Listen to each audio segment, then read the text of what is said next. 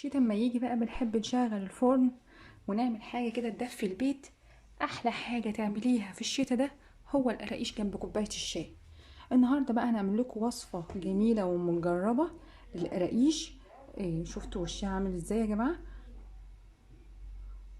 ومن جوه مستوية ومفتحة خالص.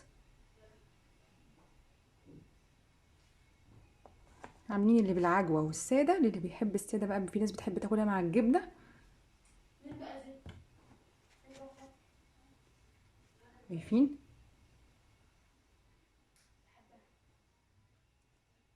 ويلا بينا نشوف هنعملها ازاي.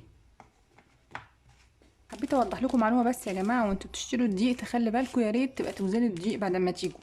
يعني الدقيق ده انا قلت له عايزه كيلو دقيق، فالمهم بقول له ده مش كيلو، ده 900. قال لي عشان ما يزودوش في السعر بيقللوا في الوزن. زي اي حاجه، بدل ما ازود لك في سعرها هقلل لك من وزنها، زي ازازه الزيت بالظبط.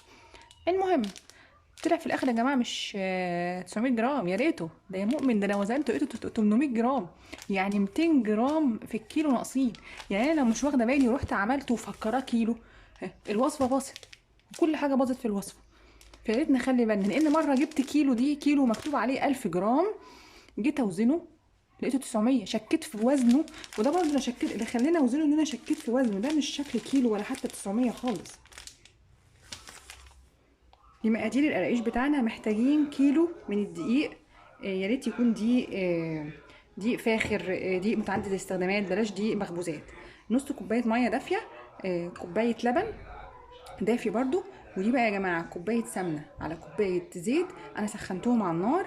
3 معالق سمسم متحمص طبعا، 3 معالق سكر بودره، ومحتاجين معلقه خميره فوريه كبيره، ومعلقه بيكنج باودر كبيره. اول حاجه هعملها ان انا هحضر الخميره بتاعتي، وهاخد معلقه من السكر البودره بتاعنا ده،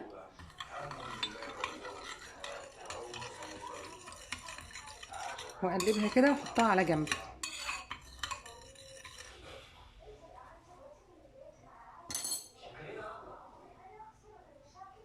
واسيبها تخمر عبال ما بس بقى الدقيق بالسمنه بتاعنا. المكونات الجافه على الدقيق: البيكنج باودر، السكر البودره، والثلاث معالق السمسم المحمص بتاعنا. ومنساش يا جماعه في اي معجنات بحط ذره ملح. وهنزل بالسمنه بتاعتنا، كوبايه السمنه بكوبايه الزيت، وهقلبهم مع بعض كده الاول، وبعد كده هشغل العجان بتاعنا. انا عايزاهم بس يتبسوا مع بعض كده. ممكن ما يحتاجش عجان خالص واشغلها على ايدي. اللي مش عنده عجان المفروض بقى باخد كده واقعد اعمل كده. هو عامل زي الكحك يا جماعه، يعني اكنه كحك القراقيش دي. عشان كده بقول لك مش محتاجين، عايزين ديق فاخر، مش محتاجين دقيق مخبوزات عشان تبقى ناعمه. البيكنج باودر بيخليها مفتحه، يخلي القرقوشه مفتحه كده معانا. لازم كل الدقيق يتغلف بالدهون بتاعتنا. يفضل في ناس ممكن تحط لك من كوبايتين سمنه، هي دي سمنه بلدي، عشان كده لو هتحطي سمنه نباتيني يبقى انت هتقدحيها جامد على النار. لكن دي كوبايه سمنه بلدي وكوبايه زيت ذره، زي ما انتم شايفين كده.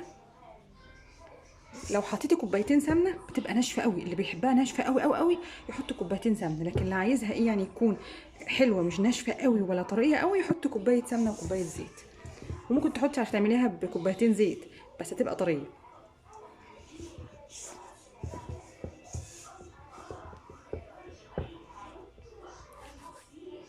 اقعد اعمل فيها كده لغايه اما كله الدقيق يختلط ببعضه. وما ننساش بقى يا جماعه معلقه ريحه الكحك. في بيحطوا بقى شمر وينسون مطحون. ما عندكيش اي حاجه ممكن تحطي فانيليا سايله نقطتين كده هتديها ريحه حلوه. لكن ولو والله من غير حاجه خالص، هي السمنه البلدي بتديها ريحه تحفه.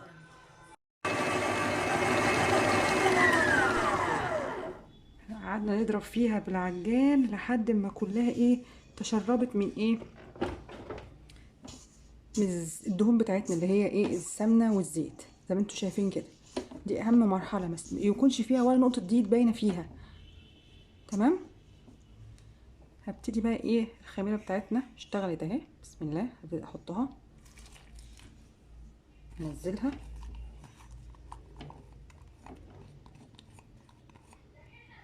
انا هحط كوبايه لبن. مش عارفه بقى يا جماعه، بلاحظ ان في الشتاء تحتاج كميه لبن اكتر من الصيف. يعني ممكن الصيف يعني اقل من كوبايه لبن تكفيها، في الشتاء لا.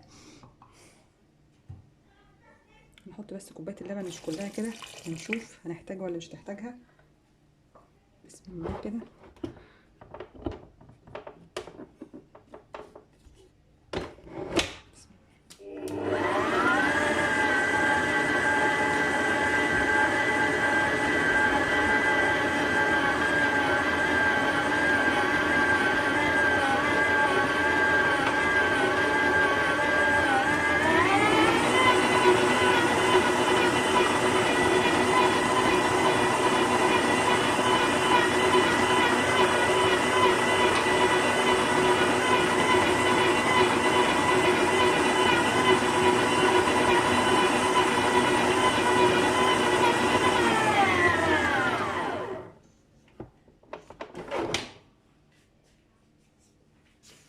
خد كل جوانب العجينه.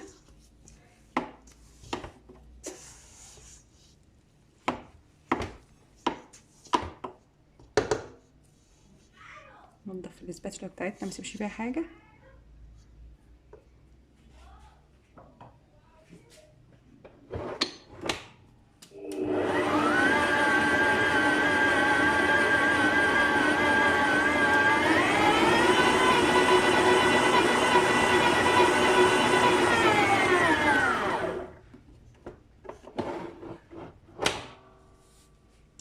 هلمها كده، شوف هتحتاج لبن ولا لا كمان.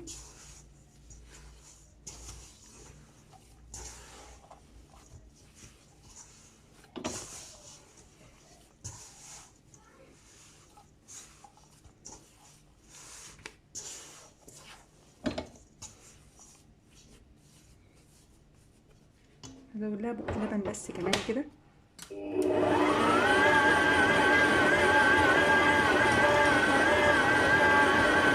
العجينه خمرت اهي يا جماعه معانا، بقت عامله زي الملبن. هبتدي افرد بقى حته كبيره كده، واحد بيحب ينجز يعني.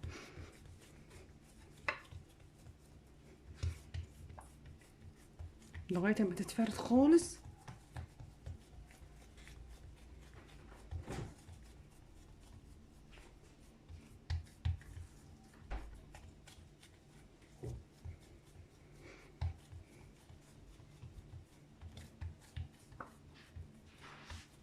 وبقيه العجينه تغطوها عشان ما تبقاش ايه ناشفه، وتلاقيها نشفت وتشق.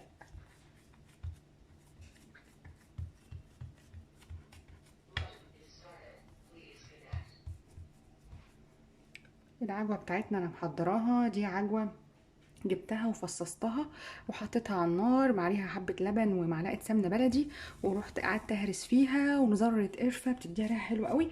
وبعد كده ايه، طفيت عليها وسبتها تبرد، وابتدي بقى ايه اشكلها صوابع كده عشان احشي بيها القرعيش بتاعتنا.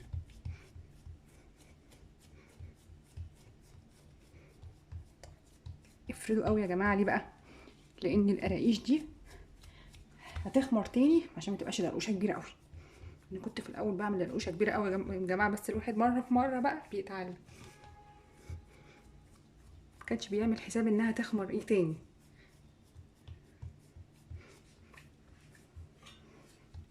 هبتدي بس عشان تبقى شكلها متساوي، الزيادات دي اشيلها كده، هرجع اعملها تاني. الاطراف هشيلها اللي مش متساويه دي عشان تبقى كلها شكلها حلو ومقاس واحد. وابتدي بقى ايه اقطع.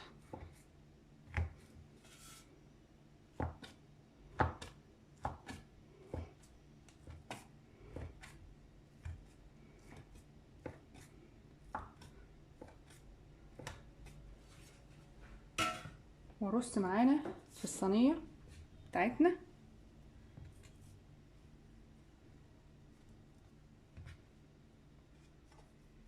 خلص بقى الكميه ممكن نعمل حبه بقى ساده، اللي بيحب الساده، ما بيحبش اللي بعجوه. ده بقى حبه هعملهم ساده بالشكل ده، وابدا اقطع بيه كده.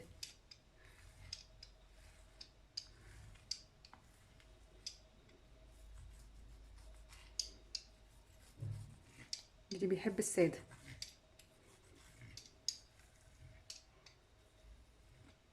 بالمنظر ده. ودول بعد ما خلصنا الكميه هنبدا بقى ندخلها الفرن على درجه حراره 180 على الرف على الشبكه. هتقعد لها اكتر نص ساعه على حسب يعني فرن كل واحد فيكم. دي شكلها بقى بعد ما طلع من الفرن، شايفين يا جماعه؟ والريحه بقى ماليه البيت، جميله، مع كوبايه شاي الصبح كده فطار، وبألف هنا.